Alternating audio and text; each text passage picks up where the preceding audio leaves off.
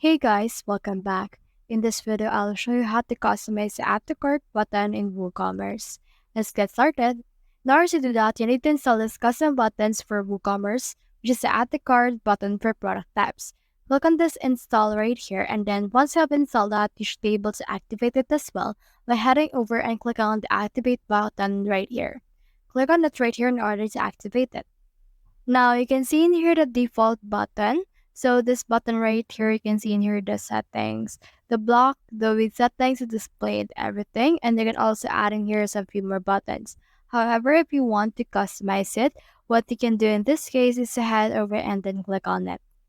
Now, the other thing that you can do in order to make this possible and to not make add to cart boring is to just add in here a drop down that will help you select the variation of that particular product.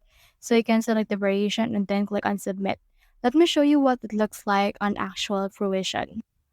So instead of a simple add to cart, you can choose in here an option and then click on this add to cart right here in order to add this and make this possible and not boring. So that's the whole process. If you have found this video helpful, so leave a like or subscribe because it helps reach more people. See you soon.